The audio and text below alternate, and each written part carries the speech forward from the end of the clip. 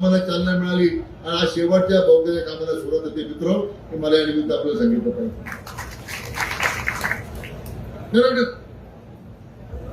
कामं जर लवकर पूर्ण केली, कामं जर लवकर पूर्ण झाली तर मग आमच्याकडे कोणी मागणी वगैरे येणार नाही.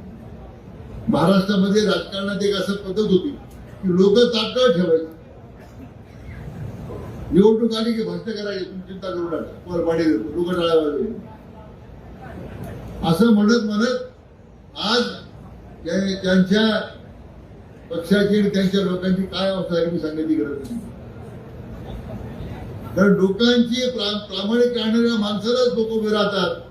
हे राज्यातल्या जनतेनं आपले लोकप्रिय मुख्यमंत्री माननीय देवेंद्रजी फडणवीस यांच्या नेतृत्वाखाली महायुतीच्या मागे जो फरकत असा आहे, जो काही या ठिकाणी जनादेश दिलेला आहे, मला वाटतं त्याचे प्रतीक आहे. दुष्काळ भागाला पाणी द्यायचं काम फक्त आणि फक्त आमचे देवाभाऊ करू शकतात, हे आता लोकांनी मान्य केलं. आणि त्याचं नेतृत्व या भागात जे आमचे गोपीनाथ पडळकर करतात.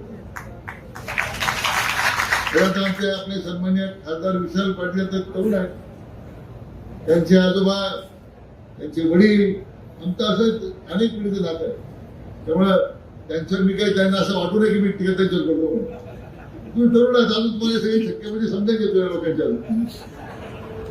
दादांचा विश्वासघात कोणी केला, हे सगळ्या राजकारणाचे सगळ्या गोष्टी लोकांना माहित आहेत. त्यामुळे तुम्ही आता फंडात पडण्यापेक्षा तुम्ही सुद्धा आता या सगळ्या निरंतर विकासाच्या प्रक्रियेमध्ये आपल्या स्वतःला सामावून घ्या, असं माझ्या निमित्त आपल्याला. त्यामध्ये सगळे स्टेजवरचे लोक सहमत असतील. काय कसं भाऊ भाऊ तर शेवटी प्रवाहाच्या विरुद्ध जाऊ केवळ सत्य करता म्हणत नाही मी, तर आज आपल्या देशाचे नेतृत्व विश्व नेते आदरणीय प्रधानमंत्री नरेंद्र मोदीजी करत आहेत.